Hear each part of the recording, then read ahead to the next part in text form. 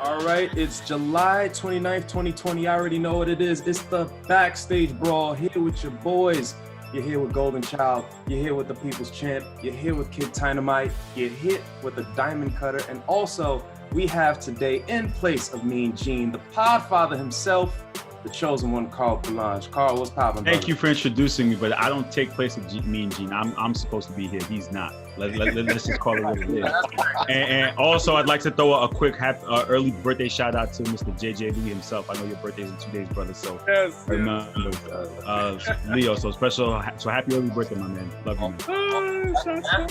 Basketball gave me an early present. You know, came back. Absolutely. It's my birthday week. You know what I'm saying? Like, you know what it right, is. like SmackDown last week, they did some, you know, some solid things. I know you didn't watch all of it, but it was solid. This week, you know, maybe they're gonna pick it up. So, you know, Friday, they're showing me some love. But a lot of news that has happened this week for wrestling was outside of the ring, and had a lot to do with, you know, the organizational deficiencies with the WWE, in particular, the remnants of the Black Wednesday situation, with everyone basically getting fired. Among those people being Eric Young, Luke Gallows, Carl Anderson, all of which that are now in TNA.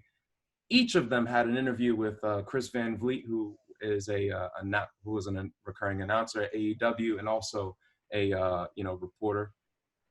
And I just wanted to get you guys quick thoughts because, you know, we touched on it last week, and this week you hear Luke Gallows, Carl Anderson coming at the WWE basically, and them saying that they're not being consistent with the booking. And Eric Young legit said straight to Vince, like, you're not a good leader. Like, that's legit what he said by verbatim. Guys, I want to know your thoughts on this. Ooh, Eric Young is one of those talents that, I don't know, he reminds me somewhat of a low-budget Daniel Bryan. I guess that's what they were trying to go for in TNA. Especially when he went for his world title run, because around the same time, Daniel Bryan was doing the same thing around his title run. They were mirror images of each other. But him going to Vince and actually saying to his face, like, listen, you're leading this company in a wrong direction. I mean, this is not the first time that somebody has gone to Vince and said this. You know, it's only probably one of the few times that we actually know of that it's actually public. You know what I mean? So, did it have to do something with him getting released? Maybe, because we know how petty Vince is. It might have had something to do with his release. But as far as him going back to TNA, I mean, it's done something for his career, I guess. I mean, it's right back to where he started. It's right back to where he had success in. He wasn't having much success in WWE. The whole Sanity thing didn't last long. His whole singles run didn't even last long either. He was just basically in catering. So, you know, we'll have to see where his whole career goes now in TNA. It's crazy though too, because like in the interview he was like, to your point, he's not gonna be the first one, not gonna be the last one that goes through this scenario. And with Gallows and Anderson, they legit were like, yo, Eric Young was one of those guys who was like, all right, my foot's out the door. They were chilling like, yo, we good. Like, we consoling y'all. Like, we're consoling the people that are actually gonna be fired on the outs. And then he gets the call from Mark Carano, and he's like, wait, word? I'm getting out? Like, I'm getting like, this is some bull. Like, this is some bullshit, you know what I'm saying? So basically, off of that, you know, you kind of see the turnabout and what TNA has got to offer now. And it's crazy to see what's going on now. Chosen One. Yes, now, sir. What's your thoughts about this, man? Make some sense about. Listen, I've been going back and forth with a lot of people about, you know, the backstage talk and how WWE treats talent. And, you know, I'm not going to sit here and say that they're perfect. I mean, what business is perfect? But they clearly do something special to the point where that we discuss them on a daily basis. I think there's a lot of people who are unhappy with what's going on. You know, and we've known Vince has been doing his model for years. I just got off where, you know, Vince considers his talent like shiny toys. Once he's done with you, you know, you go to the back burner and you don't get to put, like, look at Jinder Mahal. Dude was champion. Where is he now? You know, so I think it's a revolving thing where we have to understand the lay of the land. Is it fair? No, it's not fair. I know with Luke Gallows and Carl Anderson, I guess, they told him not to sign a new deal with another company. And then he ended up telling him he's going to keep him, and then they let him go. Was it wrong? Was it a bad business move? Yes. But my point is this, is that it's business. Put yourself on Vince's end, and people are going to say, oh, well, Vince has a full of money. He could have kept these guys. I think they have too much talent as is, and they don't know what to do with the talent. And there are a lot of guys that, they get a little push, and next thing you know, you don't see them again. The other thing too, I just did a vlog on this. You guys can check it out on the Sports Hit List page, is how social media for me has ruined pro wrestling. Now, again, I'd be a hypocrite to say it hasn't helped, because it's helped the Backstage Brawl brand. It's helped my brand.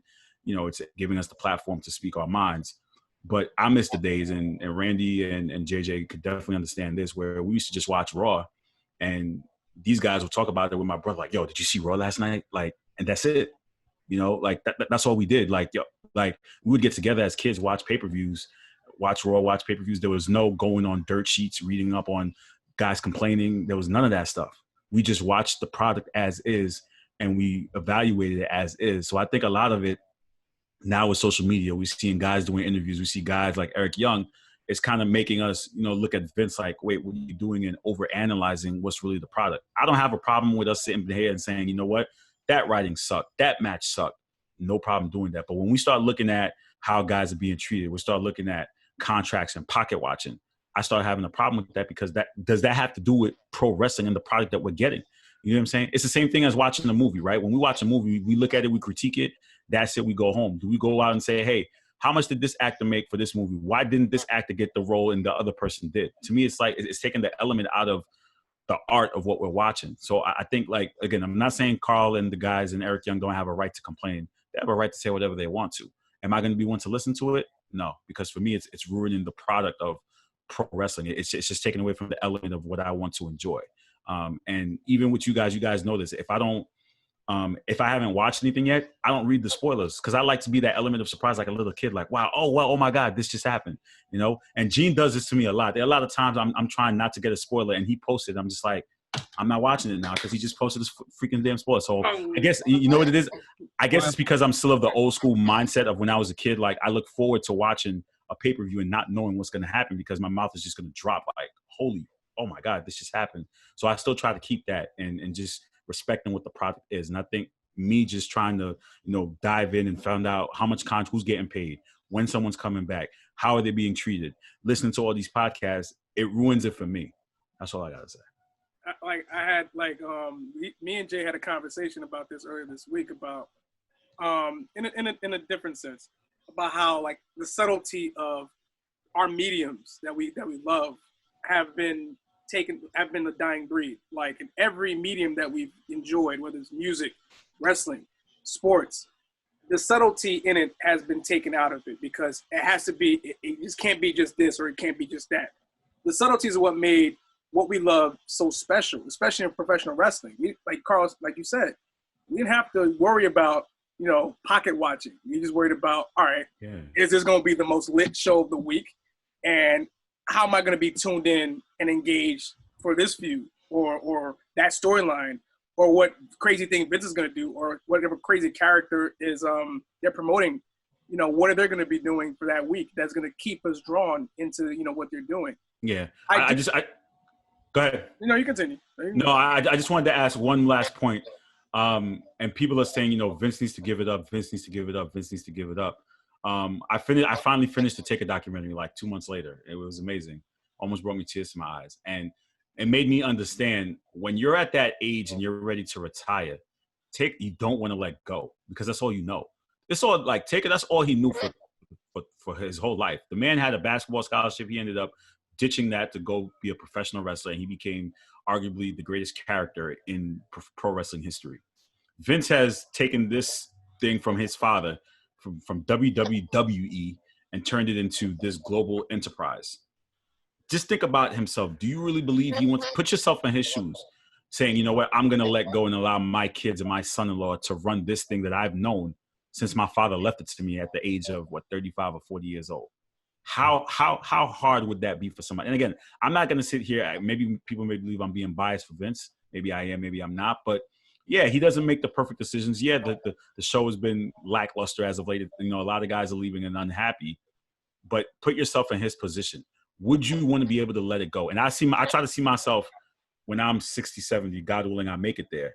Would I ever want to let go of the sports hit list? Would I ever want to let go of the classroom and retire and say, damn, what am I going to do with the rest of my life? So I think when people get to that age, it's very, very, very difficult to just let go and let somebody else take control for something that you know.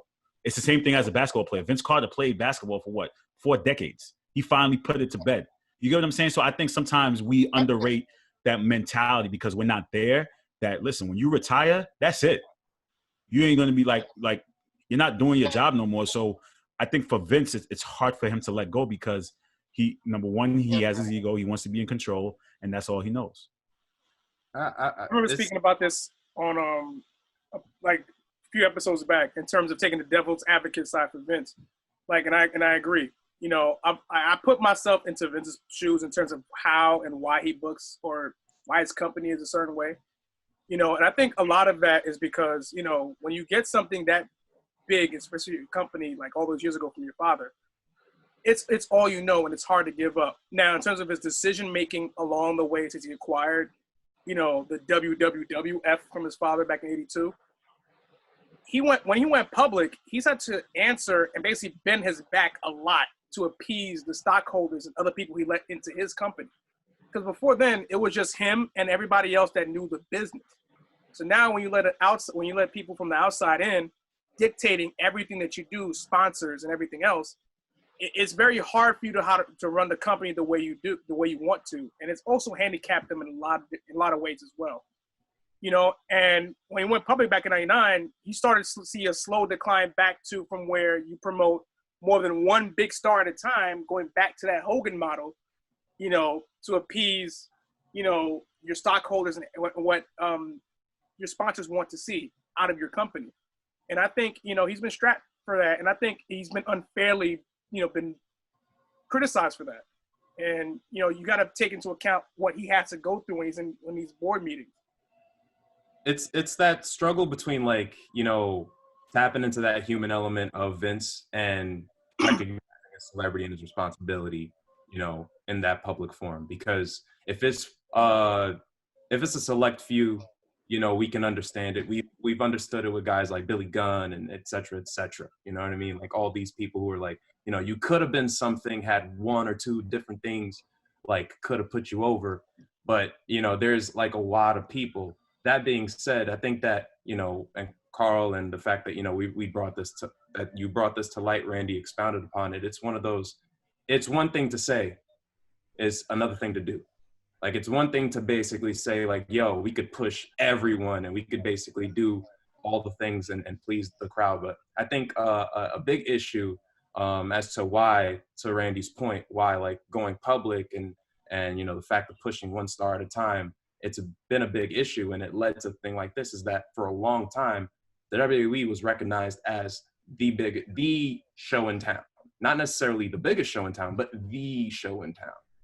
And like after a while, like you kind of pick and prod at, you know, certain little things, because there was bad things about the Attitude Era that nobody really looked into up until recently, essentially.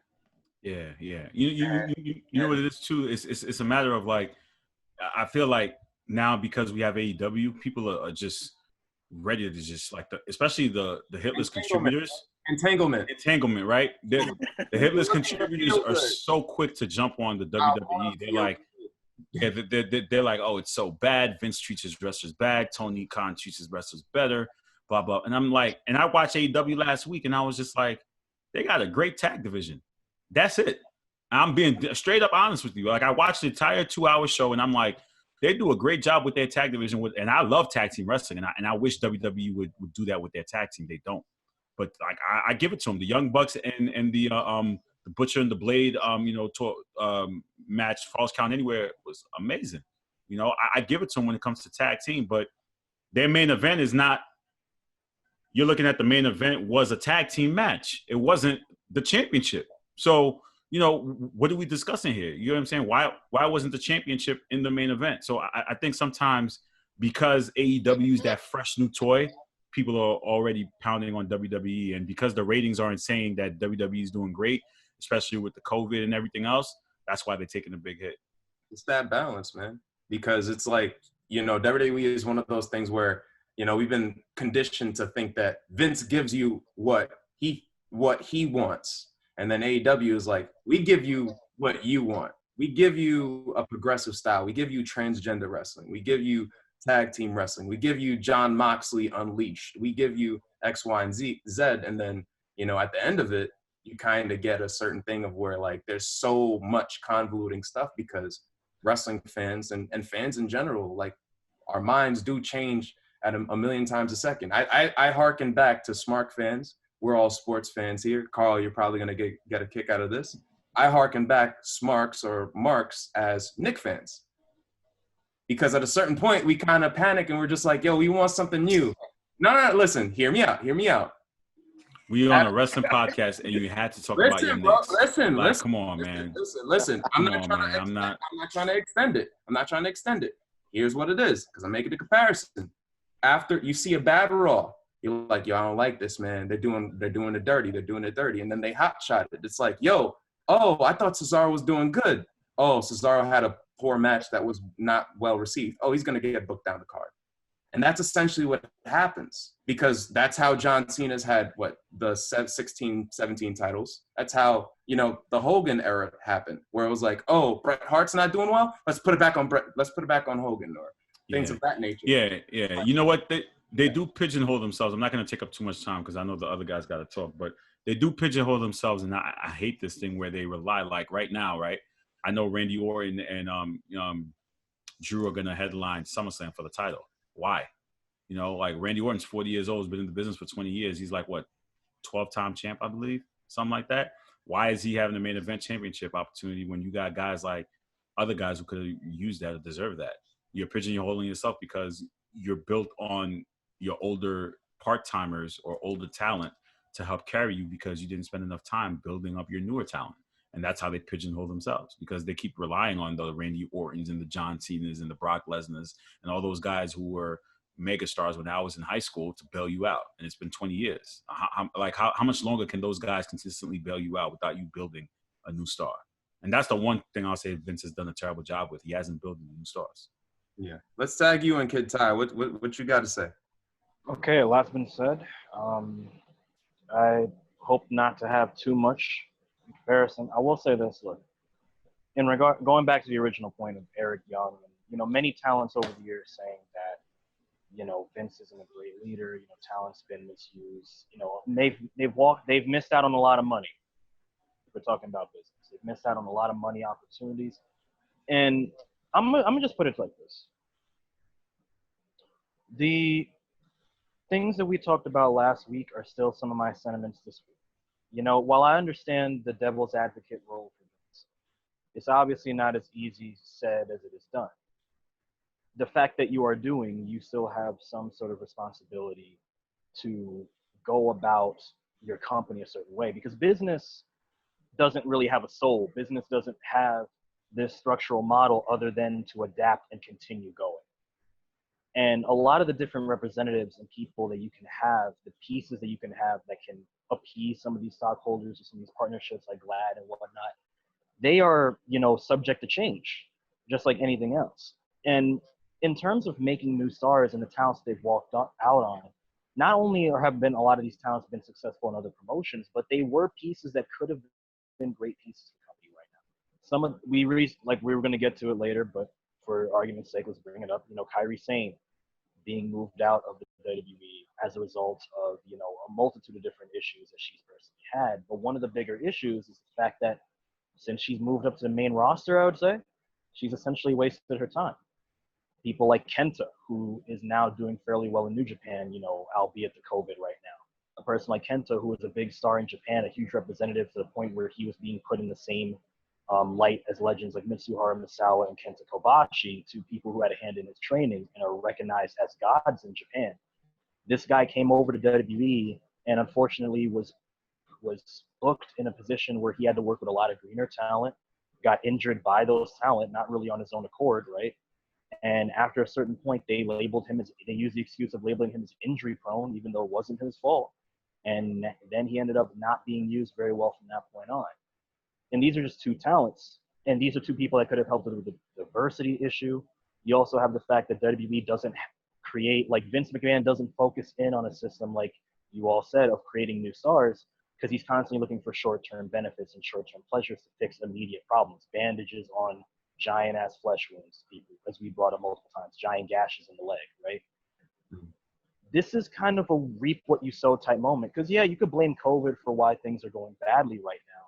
But even if you do feel for Vince, and I do feel for Vince on a human level, your ego still is at the forefront of a lot of why you're here. Not just because of it's what you know and understand what you've been doing, but you also don't, there are a lot of people who feel that as well, but also can accept the fact that it's time to go because they've laid down a strong enough foundation that they're confident enough in that foundation and the people they left their product to, that they can be at ease and not be in that position anymore. And because Vince constantly has issues with power struggles, he has issues with hearing other people's opinions, he has issues with people telling him he's wrong. He's fired people over petty reasons. He's recently used people as scapegoats for these reasons. At conference calls, he's saying the reason our ratings went down is because Brock Lesnar's not here. The reason we want to make new stars, when he fired somebody who was trying to make a foundation of new stars you could have used for the next 10, 15 years, right? And a lot of people will say, not everybody makes it in the business, and that's true. Not everyone will make it in the business. But on the flip side of that same coin, if you're not creating systems that give people actual opportunities to show why they can be an asset to the business, then you're just as much of the problem as the adage. Some people, like, for example, the saying that life's not fair, right? Life isn't fair. For the most part, people make the claim that we're living in hell right now, right? And it's been like that for a long time. But people have been conditioned, to understand that things are not fair. But in the same token, people will also use that adage as an excuse to continue the corruptness, to continue doing the things that we all hate collectively but don't want to do anything about. People take advantage of that notion and add to the problem, as opposed to trying to help at least reverse the problem so that we can at least make life tolerable as opposed to unfair. And WWE does that a lot. A lot of the times when WWE says we give superstars opportunities, this and that, they're giving them chump change filler opportunities, filler spots. And if somebody knocks it out of the park, they go, well, shit, we didn't have any plans for you. We didn't really care about this spot, but shit, we'll run with your momentum for a bit. And you end up with a Zack Ryder situation where the guy literally got himself over on his own, was the reason why WWE ended up upgrading their social media platform across all their platforms, especially their YouTube, right? Which they're so proud of, that they have all these different views and all these subscribers on. And what does Zack Ryder get out of it? He's now Matt Cardona on the independent scene. So as far as I'm concerned, yes, Vince is a problem. Yes, Vince does not take responsibility. If he's going to stay there, he has to be willing to ride it out in some sense. Yes, I feel bad for you as on a personal level, but similar to what we said about Undertaker before, since you brought up Undertaker, Carl, right? Mm-hmm. While you do feel for them, you understand and you can empathize, sympathize, whatever word you want to use, with how they feel. At the end of the day, accountability still matters. And even if though I'm feeling your decision, I understand what you mean, you still got to take the responsibility for the decisions that you make. And for a person like Vince McMahon, who has had issues having certain people be at the top, and understandably so in some cases, because a lot of his biggest stars ended up not needing him after a while, right?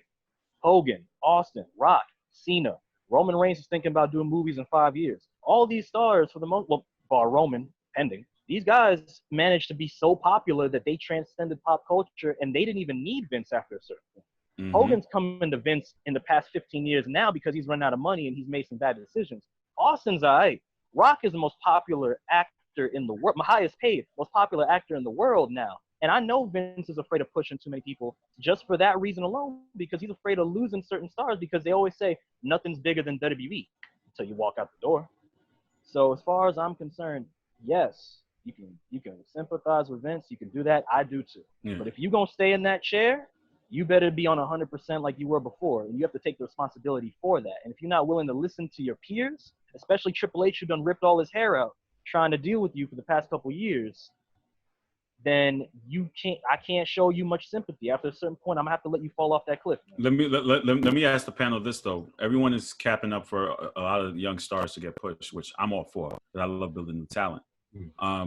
But what's the ceiling on that? And what's the right or wrong answer? Because at some point, you're going to give talent new pushes, but someone's going to get left out. Someone's definitely got to get left out. So, like, how do you decide? Like, okay, you're going to give it to Kyrie Zane, or you're going to give it to, Eric Young, or you're going to give it to, Carl Anderson and Luke Gallows, the guys who got left out. But then that means somebody else has to take a fall or take, has to job for that. Like, what's like, so what's the right or wrong answer as to who you select to make the next star? Because again, someone's going to have to suffer. Not everyone's going to be able to eat, especially in this business. Not everyone eats in pro wrestling. Someone has to eat. That's absolutely true.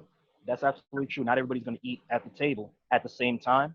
So in some cases at all. But I've seen promotions before have working systems where you have a lot of intertwining storylines where people get highs and lows and benefits, where maybe somebody might not eat at the moment you want them to eat, but people can grow and develop over time. A lot of the young guys that they have, for example, let's take a town like Noam Dar.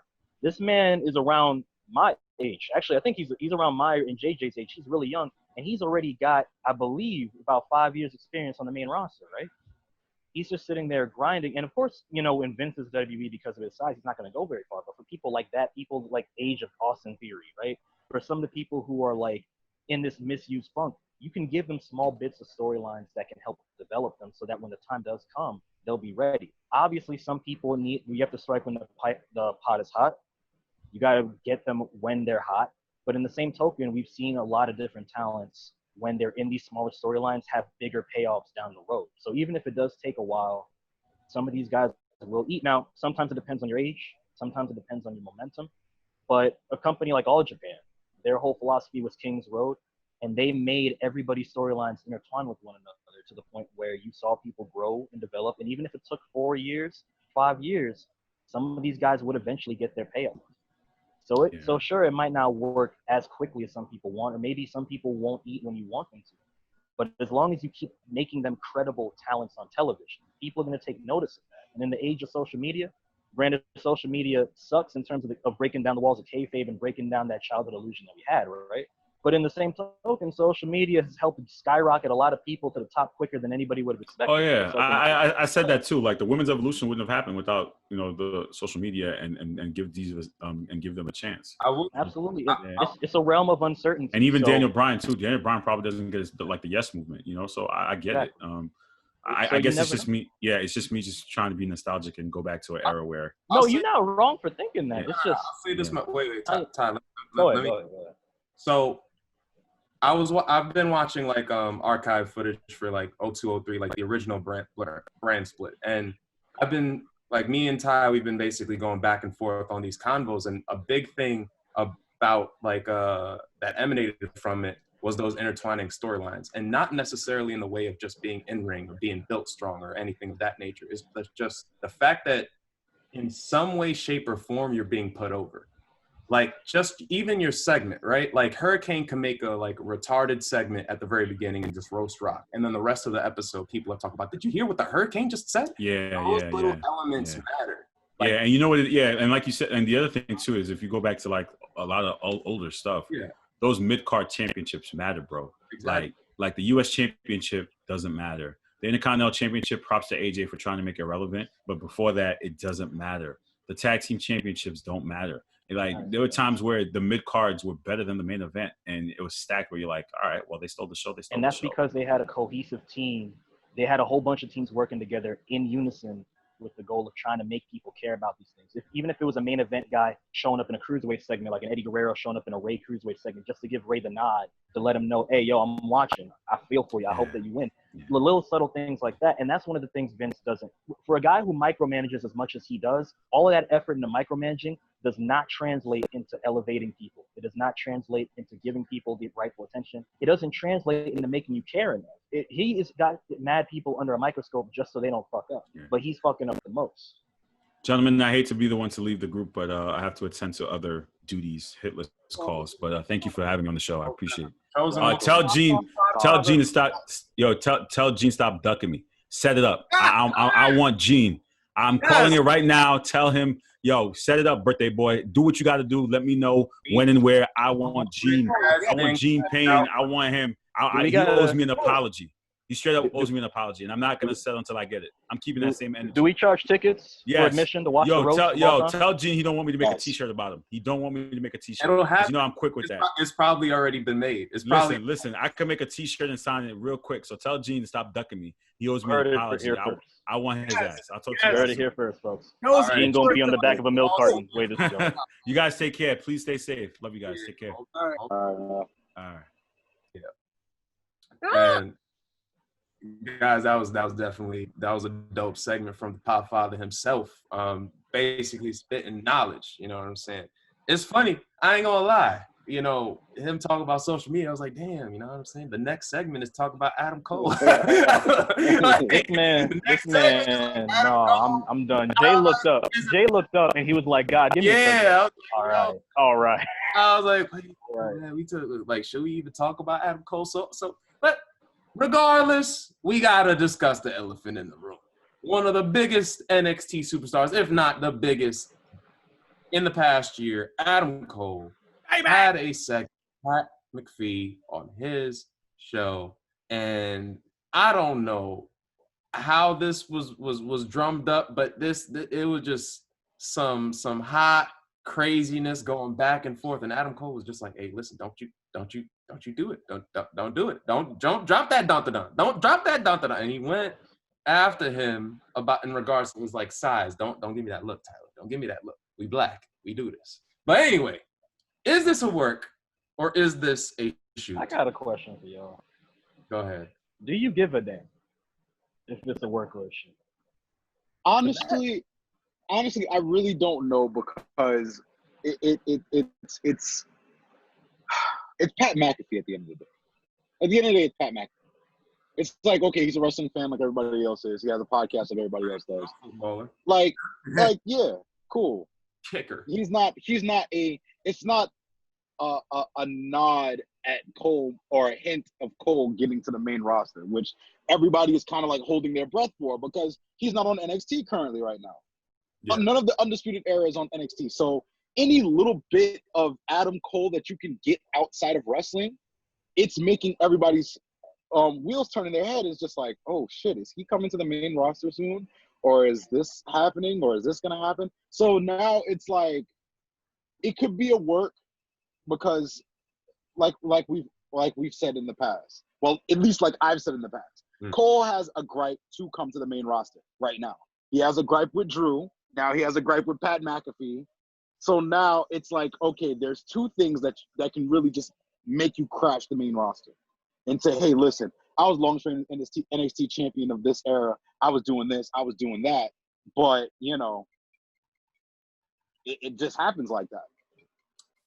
I'm going to say this right quick because first off, I agree 100% with Eric because, like, just like we were talking about with Carl, like, literally any subtle thing that you could do to keep yourself relevant, because at the end of the day, WWE thrives on the same stuff that pop culture thrives on, publicity.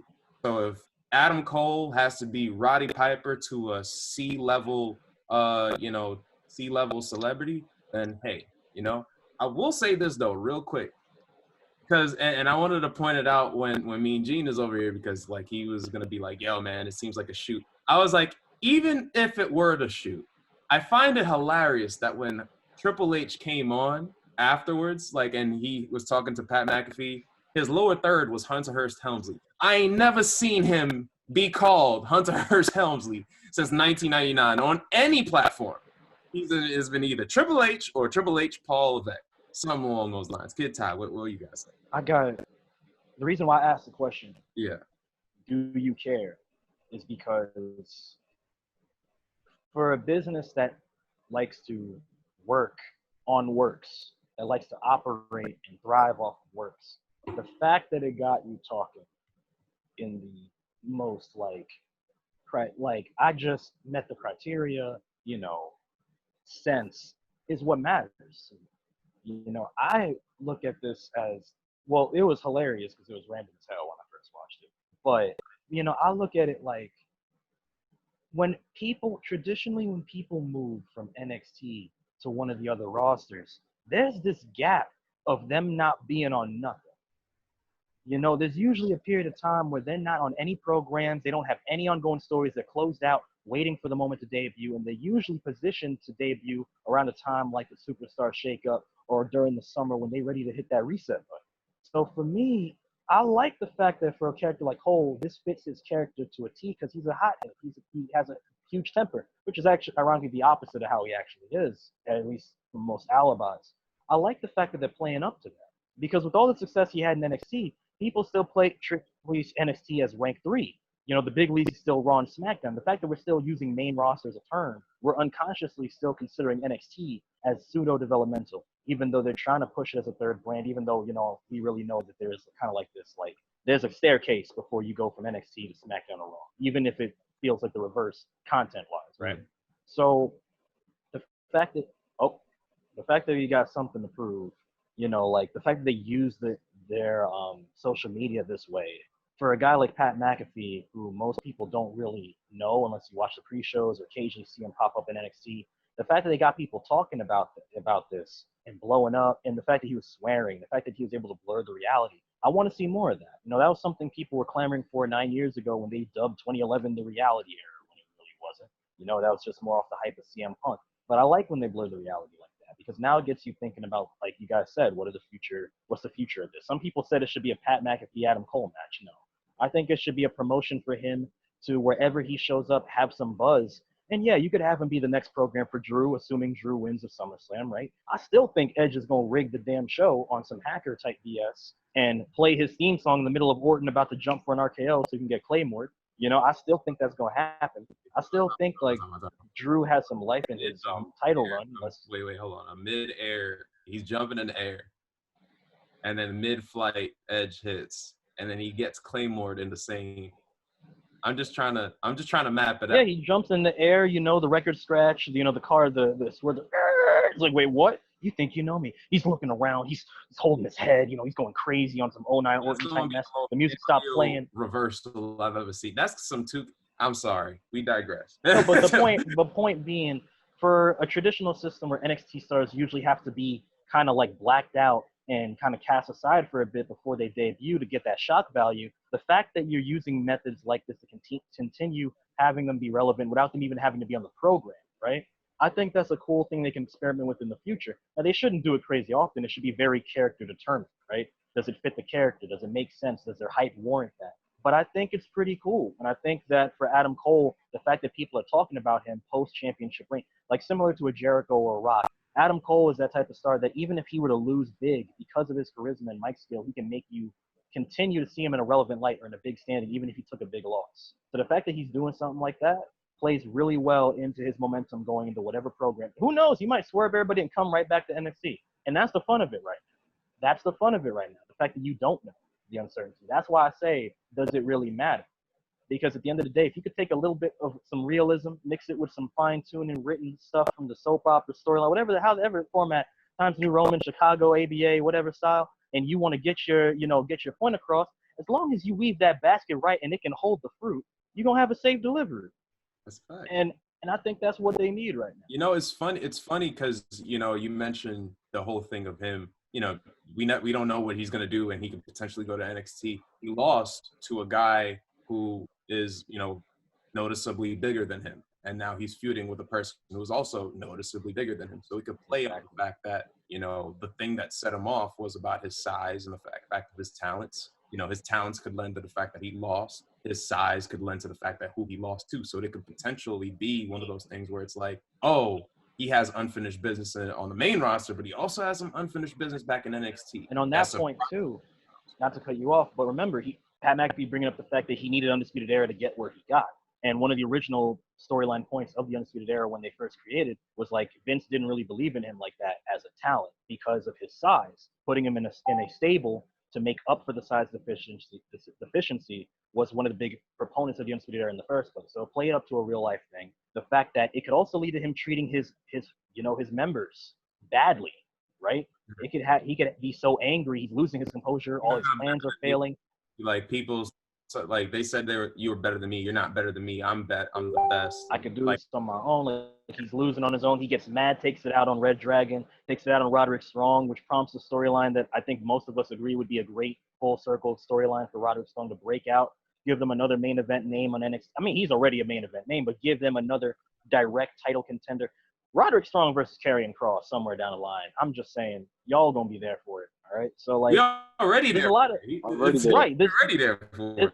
There's a lot of seeds being possibly planted. There's a lot of potential. You wanna water them seeds and see them grow right. I just hope they don't water it with some dirty water and mess up what they got going, because there's some good shit, right? That's a fact. In the words of Vince McMahon, there's some good fact. shit. Just leave. Just keep Dexter Lumis as far away from Roderick And give Strong. Pat McAfee a show on the network. Yes. I see R-Truth got this game show thing going on. You That's know- okay. You know what I'll say about Yeah. this? I'll say this. If they do something like this and this actually does work, this kind of is like adjacent to the whole Miz and Talking Smack promo. That's what I look at it as. That's what I look at it as. Adam Cole blowing up at Pat McAfee and being as real as it is just as the same thing with Miz blowing up on Talking Smack. And nobody knew. Everybody thought, oh shit, like this is real. Like it was real. Had a legit gripe, and it was real. Come to find out, we found out probably months later it was actually a real thing. It's the same thing with the Adam Cole situation. The Adam Cole situation, we don't know right now. We're all just speculating. It could be a work to kind of angle him into the main roster. Yes, but it could be an actual real gripe. Right. They've done it before too. If you go back, obviously what the Kaufman and Jerry Lawler situation. Matt Hardy on Bite This calling in on Lita's interview and dropping some real life knowledge on what was going on. Although petty, but that's what WWE do. Like you've had them. That's exactly why I like this shit, because when you CM Punk's whole pipe bomb itself is probably the greatest example of it in recent memory. When you blur those lines and you get people to question with all the, and Carl brought up before, how social media be messing things up in terms of you enjoying the kayfabe, or you enjoying that feeling of just being able to watch. You can use social media to your advantage. Social media can be an extension of kayfabe. Social media can blur kayfabe. Social media can keep you just as interested as the stuff that we grew up before. Similar to a calculator, it's not always about the device you're using, it's about who's using it. And a lot of people be using it wrong. But if you use it right, you're going to ace that test, So. That's true. That's true.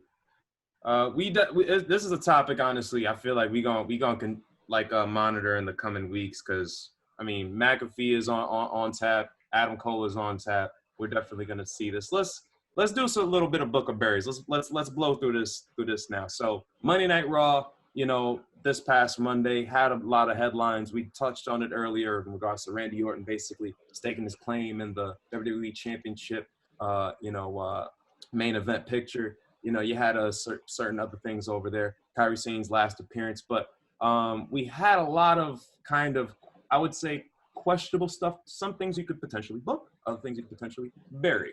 So, in regards to Seth Rollins, Aleister Black, and good old Buddy Murphy, they had a little segment which culminated in eyeball mania, if you will. Aleister Black potentially losing his eye. Are we booking or burying them going on eye hunting?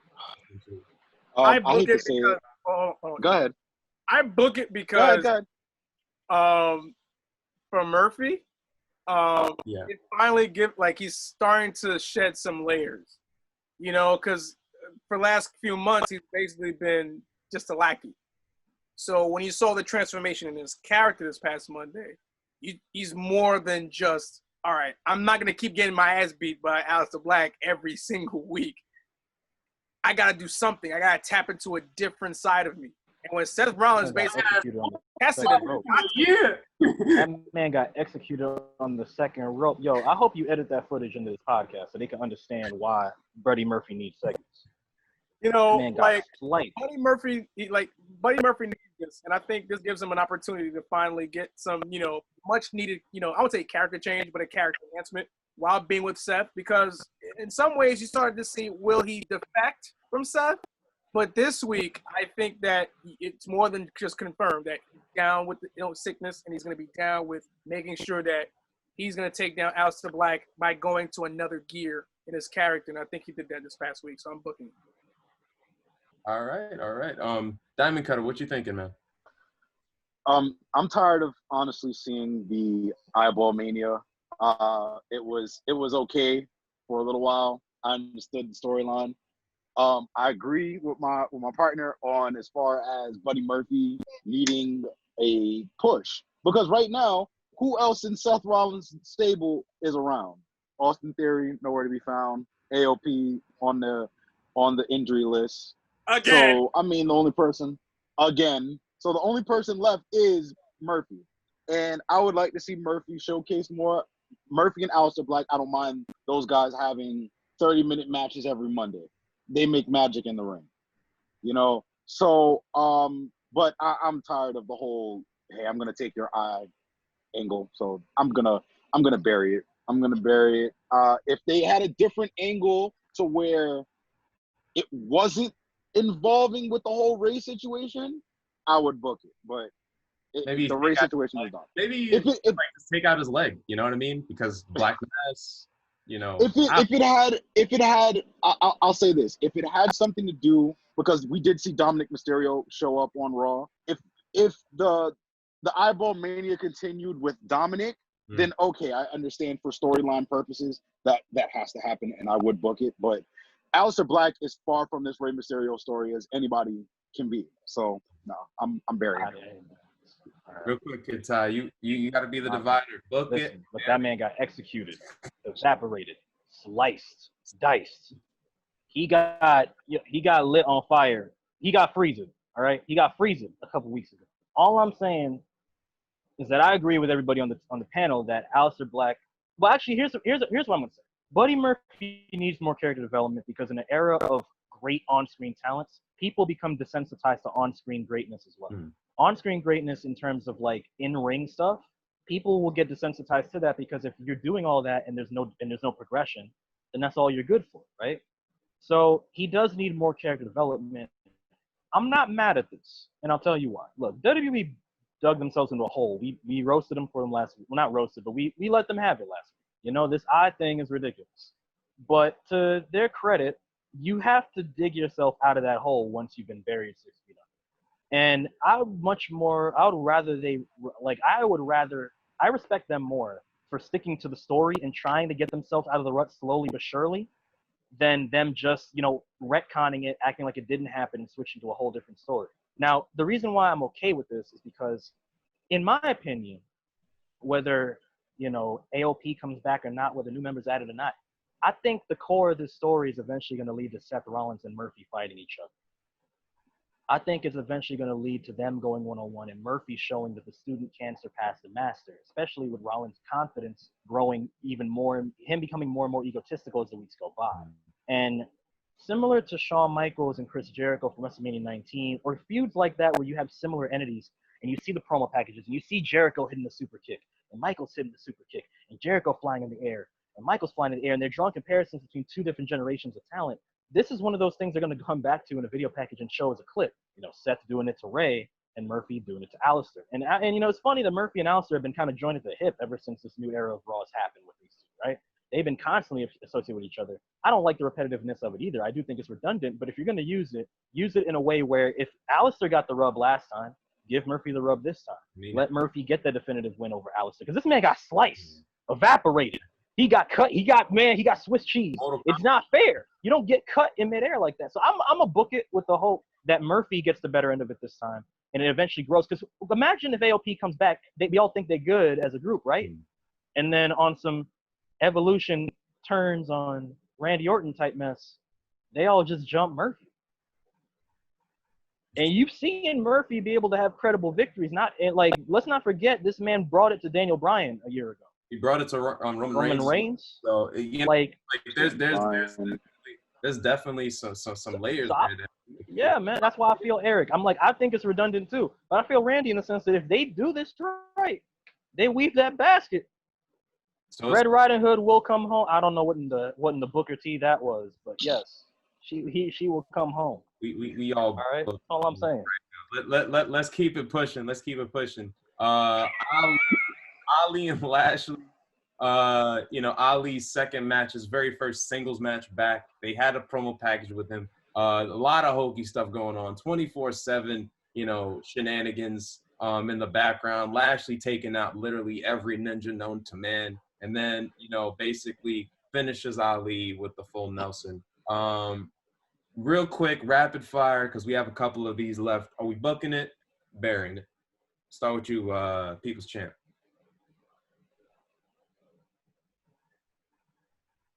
I'm with that.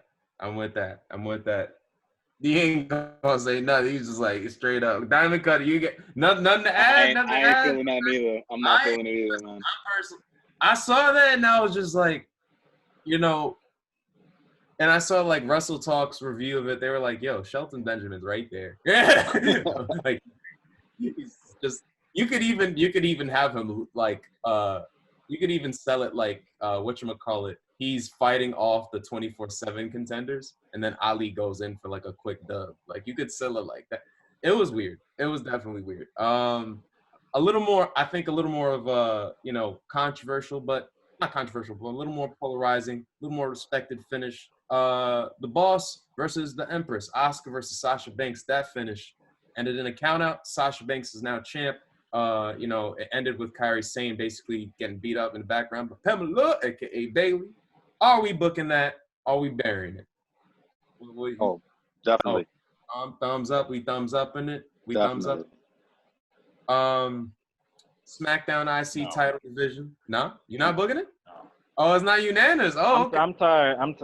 I'm tired of seeing these Sasha Bailey 2-man power trip comparisons. Ember Moon. You heard Ember Moon's. Yes, and whether that was kayfabe or not, as a statement, I think she's completely accurate. I don't like the fact that the women's division is so goddamn dry. They got to put every active championship on the main roster on the same 2 women, which reinforces the whole like, why do you only rely on the 4 horsewomen problem? Stop relying on the. And the funny thing about it is, it's the 2 most like inconsistent 4 horsewomen. It's not their fault. But in terms of booking, the 2 women that they kind of played around with the most, right, are the ones getting all the championships now. You think I'd be happy about that? But I mean, like, come on now. Look, it's between Bailey and Sasha. There are many different avenues you could take with the story. But, God damn it, like, can you trust the rest of your roster? Can you give them a chance? Who cares if SmackDown's women division is stronger for a while, right? You got a whole Raw. Pause. You got a whole Raw roster full of talent that you could be building to make more stars so y'all don't end up in these whack-ass situations. Like, I don't care if Bailey turned the title around and it just sits so elegantly on her ass. That's not what I'm here for. I don't care if Sasha got all the belts. I just want them to have a strong division. I'm getting tired of this. I'm sorry, man. I'm sorry. I see both sides, and I also, to your point, like it's one of those things. Earlier in that night, you had Baszler and Nia Jax, 2 contenders in the women's title. What the fuck are they doing? It's like you bad, I'm bad. Let's beat the bad out of each other. What the fuck is that? In ways, it was like kind of. I was like, yo, why y'all? And then personally, to me, like, and again, take everything into account in our very first. They just walk in the room and they both said, "What did Charlotte do to you?" Fighting over who has more pain. I was just sitting there. Let Shayna choke Sasha out or something. Honestly, me, I was like, they were wasting a big money match. Even just the fact that they're interacting with one another, they should be interacting with one another. I wish Vince could see the money he throwing in the trash. I really wish. That's beside the point. SmackDown's IC title division, which randomly popped up this past Friday through a fire fatal 4-way match, and now we have one of the members of Lucha House Party. About goddamn time. Rising up. Surprisingly, I'll tell you, this is how you weave the goddamn basket. Yeah. Are we booking or burying the what is the saying? What is the tagline? The land of opportunity that is given with. I'm booking that too. And last but not we booking all the. Give me the book. Give me the audible book. You know what? Give me the ebook. I'm a self-book this next and last one. I'm gonna book this next and last one on behalf of all of us, honestly, because we haven't spoke about SmackDown too much, especially the women's tag / women's SmackDown Women's Championship outside of the Naomi situation. But Nikki Cross, pull up with your fine self and your crazy self. Don't do that. It was listen. Honestly, these past couple of weeks have been fantastic. Watching Nikki Cross. I don't know about Sha, but you know that match between Alyssa and Nikki, that dynamic, it was pretty cool. That being said, I will say it is kind of weird that they're creating dissension in them, and it's lending toward the whole Bayley and Sasha thing where they're stronger than ever. So it is one of those deals. But tonight we have NXT, we have AEW. In your crystal ball, which show's winning tonight? Diamond Cutter, what you got? I'm going to be the odd man out and go, well, not really the odd man out. I'm going to go with NXT only because of the interesting dynamic of we have now a North American title ladder match coming up soon for the next NXT 30, I guess you can say it like that. The NXT 30 takeover. Keith Lee is now just a single champion being NXT champion. He is going to address Karrion Kross tonight. So those are two interesting dynamics right there. AEW, on the flip side, I really don't know what's going on with them. I know in a few weeks they're going to reveal the final finished product of the TNT Championship. Cody's Open Challenge is going to continue. I don't know what's going on with Moxley right now. And then the only interesting thing on AEW, for me at least, is the recent rumors of Matt Hardy dropping all of his gimmicks. Dropping the broken gimmick, the Hardy Boys gimmick, just the V1 gimmick. He's dropping all of his gimmicks. So it's interesting to see where he's going to take his new gimmick. So I got the AEW card. They actually put every week. They usually put a poll up of who's going to win on their thing. I got it pulled up, and one match, like the first match, Inner Circle versus Best Friends and Friends. You know, including the Lucha Express, Moxley and Darby Allin versus Brian Cage and Ricky Starks. Well, basically, I don't even know how Darby's still standing from that. He looked like I don't know. Darby got killed. If you gave Spike Dudley some attitude. Yeah. That's Darby Allin. Hikaru Shida versus Diamante. Okay. They got Hangman Page and Kenny Omega versus Evil Uno and Stu Grayson. Cody versus Warhorse for TNT title. And that is the card. Wait a minute. Hold up. You brought up Cody's Open Challenge. We gotta say it, man. New Yorkers, shout out to Eddie Kingston, man. Finally let the whole entire world, man, been killing it on the independent scene for a minute. And you talk about like Sting being the dying breed of WCW and all these guys who were the last stands of their promotion. Eddie Kingston, one of the real last stands of the independent scene. That man's he's one of the realest people in the game. Dude kind of remind me of like if Harley grew up in New York, Harley race.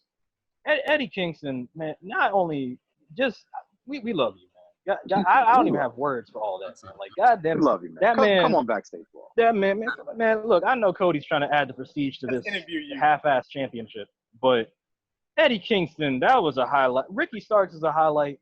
That tag match should be pretty interesting. If y'all didn't watch Ricky Starks in NWA, y'all were missing out. He's just going to keep doing it. So, that being said, AEW NXT. I'm picking NXT. Listen, I was giving credit where credit is due, but hold up now. Let me tell you, hold up. Wait a minute. We can't digress. We got. No, it's NXT. It's NXT. Randy, NXT AEW. Is it gonna be a clean sweep, or you gonna give AEW some love? Shout out to Carl Coulanges. I gotta give AEW some love this week. I'm gonna keep it brief and we keep it quick. I do think the dynamic between Moxley and Cage is developing. I do like the fact that we're seeing some slow burns and turns between Cody and members of the Elite. I do like the fact that, once again, their tag team division pales in comparison to the ones currently in the WWE. I do like to see how that story turns out. I do think there's some forecasting in terms of Matt Hardy's character changes and what it will be for that company so far and what it will lead to. So there's a lot of forecasting. And, of course, the Spanish got his back in Sammy Guevara, so, he served his time. And to all of you who feel like he should be gone longer, fuck you. All right, he served his time, all right? Let him come back and let him do his thing, all right? He served his time. He did some sensitivity training. Listen, he made a mistake. He was young. People can grow. So if y'all still feel like, he should be gone or fired, fuck you. He's done some growing up, all right? Sasha Banks is woman enough to forgive him. Let him do his thing. Don't take out his bottom dollar, because he made a mistake. Let him grow and let him get back to work. Yeah, and again, it's like, it's one of those things where you have to find that fine line between accountability and empathy. And, it's just the way you brought it up. I'd like to add one little thing. Go ahead. Sammy has been the most important ingredient in the inner circle. With him gone, it kind of stale. So with him back, it kind of boosts up Jericho's morale a little bit and increases that dynamic. Because without that, it also whatchamacallit, like it kind of mix matched what their dynamic was, right? The singles guy who usually got those matches, the workhorse of the group, was Sammy. It was not supposed to be either one of the Pride and Powerful guys. It wasn't supposed to be Hager. It wasn't supposed to be Jericho. It was Sammy. So it kind of threw it off in that case, because they were like, all right, Orange Cassidy versus Jericho. How do we fill this in? Oh, let's just have Orange Cassidy dump orange juice on him. I feel like in place of that, not saying that it was a good or bad segment, but I'm assuming that had they had that avenue, they probably would have went down along the lines of having Sammy, do something with Orange Cassidy, or at least with the best friends that would lead toward, that. So it is what it is. With him back. This week in wrestling, guys, first, like, ROH finally crowned their champion. It was a marathon match between Low Key, Doug Williams, Spanky, a.k.a. the Brian Kendrick, and the Fallen Angel, Christopher Daniels. I just wanted to basically bring this up because, especially, everything goes on during the week in wrestling, but I wanted to bring this up just to ask what your guys' favorite ROH matches of all time. Ty, start with you. Favorite Ring of Honor matches of all time. Wow. One match, look, one match. You get one? One. Just one. One. Y'all could go then, because I have to be the. God, Diamond Cutter, what you got, man? What you got? Oh man, there are so many. Oh man, you got. I think probably I'm gonna go with one of my favorite rivalries, which are two guys who should be doing more in WWE right now, which is Kevin Steen and El Generico. Those guys, I mean, they just kill each other every time they get in the ring. You can go back to their world title ladder match they had. Oh my God, amazing. I think I saw that maybe a few weeks ago on Facebook. Watched the whole entire thing. It's amazing. Beautiful. People's champ. I gotta go. Let's go back to 2004 a little bit. Let's go back to the early days where, CM Punk and my boy, who should be choking people out, Samoa Joe. Their rivalry, man, it was when bloody was bloody, man. Like, you think of all the companies that Samoa Joe was a part of, they booked him the very best. He got the first. Punk got the first 5-star rating from Meltzer. Yeah. In America, before Punk did it again at Money in the Bank with John Cena. So that's how much people like that. That's a fact. That was gonna be my pick too. So I mean, I'm definitely with you. Blood thinking on the same level. Kid Ty, we ending with you, my brother. Fuck you. They're too many. They're goddamn too many. There's no wrong answer here. There isn't a wrong answer, but there's so many right ones. That's the problem. That's so many goddamn right ones. I'm thinking, I'm gonna take you back to one of the matches that really, you could talk about McGuinness and Danielson. You could talk about Samoa Joe and CM Punk. You could talk about Generico. One of my personal favorite matches from Ring of Honor. What do you call it? I'm gonna say two. I'm gonna cheat. I'm going to say two. One for personal reasons, one for Ring of Honor's legacy. Eddie Guerrero and Super Crazy from the first Ring of Honor show, when Eddie was going through his whole, I just got fired, but I'm going to come here. I'm going to do my best. I'm going to put over the talent here. And he gave the rub to a Super Crazy who just recently, ECW had folded, and he was trying to put dude on to the world and try to elevate him. So that has a special place in my heart because I love both of those guys. But I'm going to bring it back to, I can't remember the year, but it was Daniel Bryan when he was Bryan Danielson versus Kenta. I believe that was the match where Kenta ruptured Bryan's eardrum.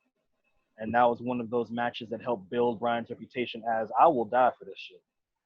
So I'm gonna bring it back to that. Kenta's one of his first times in the States during that Ring of Honor Pro Wrestling Noah partnership that they had well before the New Japan one. Some of the best matches you'll see, Morishima and Samoa Joe. That whole partnership was awesome, but I remember that match especially because that was the beginning of a beautiful friendship. A lot of moves being exchanged, and a lot of people losing their fucking heads around the world. So you gotta love it. Especially the people that were involved in the matches. Yes. But yeah, shouts out to Bryan not the Mr. I Got Till 5, Bryan Danielson. On that note, fellas, from People's Champ, Kid Dynamite, Diamond Cutter, from myself, we are out. Please wish me a happy birthday. It's like 2 days. Friday Night SmackDown. It's going on. Your boy Golden Check and seeing some great stuff. I'm telling you, Christian won the greatest match of all time. Peace.